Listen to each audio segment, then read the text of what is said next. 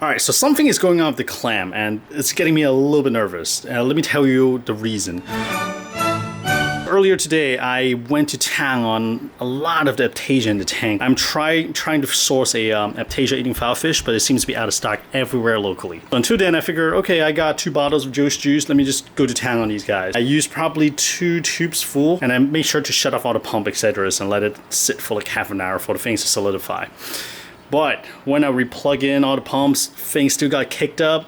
The water got a little bit cloudy. I'm like, oh boy. But in the past, it has always been okay. The clam started, it's either trying to spit out the stuff that it filtered in, or maybe it's trying to spawn. I'm hoping for the latter.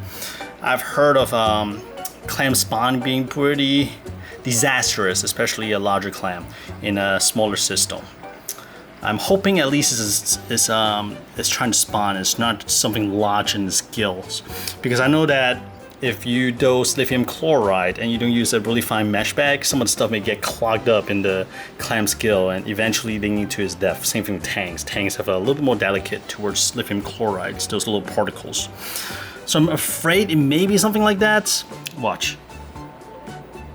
But I'm hoping that is just a happy clam, or something's triggering it to spawn. It has been doing that for the last 15 minutes or so. Maybe it's more, because I just came in and I saw this. I'm like, well, what is going on? Part of the reason that got me so nervous is that, look at that, look at the Raja Rampage. I was applying up here, some of them dripped down. I did not even notice that it dropped on the chalice. And by the time I found it on my chalice, I started trying to blow it off. It's too late, it's already solidified. So I'm just gonna watch that section. My guess is that that part is gonna die off. The other thing that got me nervous as well is that the anemone moved. The anemone moved overnight. Usually it's on the other side of the arch, so it kind of swung to the other side. So something is going on. Something is going on that's triggering the clam to spawn and also the anemone to move. Or maybe it is the spawning that's triggering the anemone to move, because it doesn't want to sit in somebody else's sperm. Maybe that's what it is. I don't know. I think after about half an hour, maybe he spent. Oh my god! I'm glad my fish tank is bringing you joy finally. Finally bringing you joy, my goodness. The next morning, I am so relieved. So relieved, because look at this. This is the following morning. The clam, once again, open like normal.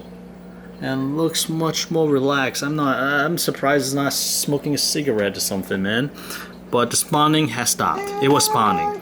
And I think something stressed it, and I'm pretty sure it was my haphazard usage of F-Aiptasia. I think I'm only supposed to use it in small dosage, but I was just going to town because I have so much F-Aiptasias. There was unfortunately some really bad collateral damage. Dude, the Raja Rampage does not mess around. Whenever I damage it, the tissue just die back so fast and so much more than the damage area. This is not the first time. Well, it is the first time with F-Aiptasia, but the Gonipora stung it before and it just died back. I'm actually waiting for the nitrate reading because of the spawning activity. 11.5, that's not bad. So 11.5 is actually in my ideal range. Once again, my target is this guy right here. My phosphate, unfortunately, is gonna be much higher. Last I checked, it was like 0.15, 0.16. Yesterday, I actually posted it on Instagram as well, and some of you guys also mentioned that maybe the clam was stressed. That's why it started spawning. In fact, Clammania, John also commented too. Something probably stressed the clam. And if I have to put my money anywhere, it's probably my haphazard dosing of F-Aiptasia. It really stressed the clam out, and there it went. But all's well that ends well, and also got me off my butt to get ready for a nice large water change. The sump is overdue for cleanup, so this is perfect. I'm gonna use this chan to suck out all the detritus. Oh, by the way, random thing. Since the conch is up here, some of you guys asked, how do I keep the sandbag so clean? Just this guy, nothing else. I may have a few seraph snails, but they, for the most part, don't do much. I have one Tonga Naceria snail that's a little bit larger, but for the most part, it's just this one guy. This sand tiger or tiger sand, whichever way it goes, I always get confused. Let's just say sand tiger conch. I've had it for about almost 2 years at this point, and it's the only conch I have in here. I don't have any sea cucumber, but look at this. It's doing an excellent job keeping the sandbed sparkling clean, and the sand tiger conch do not get big, not like the queen conch or even the fighting conch. So highly recommend these guys as part of your cleanup crew. Okay, wow. All right, if this number is accurate, this is really high. phosphate even for this tank. That was the last bag of my phosphate reagents, so I probably want to just double check the number before really doing anything drastic, which I do not want anyways for phosphates. I do have GFO, I do have Phosphate, etc. They can bring down phosphate, but as you already know, if you bring it down too fast, you're gonna stress the corals. So I'm just gonna take it easy because things seems happy right now. A lot of you guys are probably gonna say, just keep it where it is since coral looks happy, but I do want to bring it back to more in balance. I like, for example, if my nitrate is 15, I like 0.15 phosphate. And that may also explain why I start seeing a lot of cyanos around the tank as well. When the nitrate is really low and phosphate is high, sometimes cyano is the one that comes in to dominate. All right, well, 0.29, huh? Look at that. All right, water change time. Using the bucket head once again, and this is actually a good test for the probe because the probe has a max water level around here. So for the next half an hour or so, it's gonna get submerged, and I wanna see how it behaves. Hopefully I don't lose it. Should be okay. I also need to pull some of the macroalgae out because it's really overgrown, but I'll do it really, really gently. Always interesting to see a really stilled reef tank. And we also use this chance to appreciate it from the top. Oh, the SPS has grown in, huh? It's too bad I lost the big colony of goldenrod and all those other SPS that was taking off on that SPS rock. Would have been awesome looking. All right, well, I'm not gonna let them sit in still water too long, so let me quickly get to work. And now a word from this video's sponsor. What are you doing? Hey, are you shopping on for fish stuff again? We are supposed to be saving money for our kids' college! Hey, look. First of all, ads like this is how we're gonna pay for our kids' college. Secondly, the is not the only online aquarium store out there. Aquarium Supply Online is a new alternative to shopping for reef aquarium, freshwater aquarium, and reptile products at a very competitive price. At the moment, Aquarium Supply Online has a collection of the more popular everyday products like RDI units and medias, coral fragging tools, fish and coral food, just to name a few, and they are constantly adding new products. Vinny, the owner, wants to show his appreciation for the leap of faith. He has provided the following promo code to sweeten the deals. Someone also told me that Vinny always put free stuff in orders, like dry food, seaweed clip, etc. on small orders, and the bigger the order, the larger the free gift. In closing, Aquarium Supply Online, it's a father-daughter business based out of upstate New York. It's run by hobbyists for hobbyists. We will learn more about them in future, but for now, if you're curious, please take a look at www.aquariumsupplyonline.com and enjoy the discounts. Thank you for your time, and let's get back to the video. Ah, damn it. So this is the day after.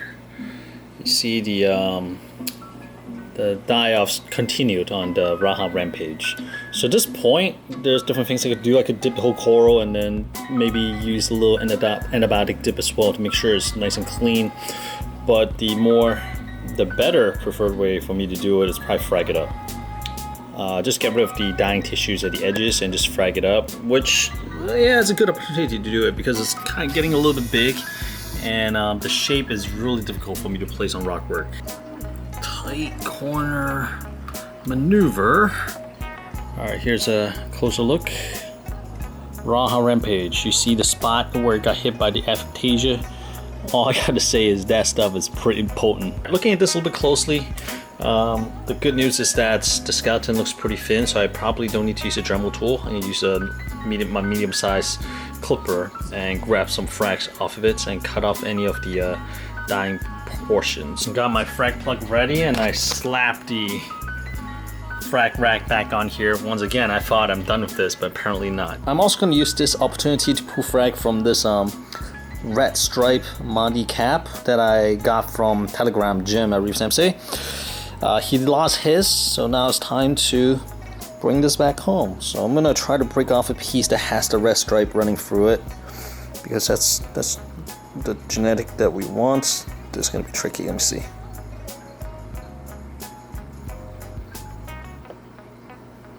Oh, perfect. There it is. Beautiful piece.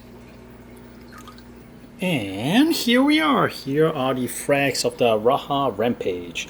I also used that chance to pull a frag of the red stripe Monti cap.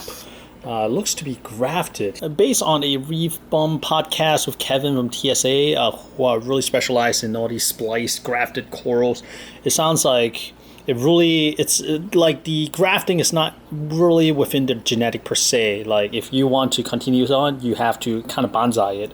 Make sure you get a piece that has both, and then nurture the side that you want more. For example, if I want more red in future frags in this coral, I'll break off a chunk, maybe break off more of the orange portion to let the red part shines through. At least that's what I got from the podcast. I'm waiting for that portion to grow out again so I can pull more frags here, so we can really zero in on the red so that this piece will become a little bit more balanced in terms of the red stripings and the browns or the gold. This is a beautiful piece, by the way. I think it originally came from Alex, who I'm not sure if he's still in the hobby. I have not talked to him in a long time, but he was the one that hooked it up with the Ecotech Marine headquarter tour. Speaking of Ecotech, I do need to still talk about the AI Prime. I've used it for more than half a year now, and I feel like I got a decent idea on how I like it. So hold your horses, that will be coming soon. Alright, Reefers, this is a treat because today we're gonna go cryptic. Look down there. Look down there. Look at that. My upside down goby or circus goby or the black bar goby goes by many names. I think circus goby is probably the one I went with the most. Look at that, it has grown, it's doubled in size. So I have two in here. They used to both. Is eating algae? I'm just feeding seaweed, and I guess one little piece drifted down there. That's why it's kind of hanging out a little bit longer than usual. I have another one on the other side of this rock work. There's only when I feed the tank they dart out. It's one of those cryptic fish that I rarely see, and whenever I see it, it's awesome. But this guy, let me see. Yeah, this guy, he's just hanging out, keep picking at that piece of algae that got lodged right behind the jawbreaker mushroom. This is awesome, and it is doing well. I'm a little sad that the two goby are not paired up. I was hoping both of them would be swimming together, but it is what it is. If I get the opportunity, I'll probably add one more, just to make it a trio.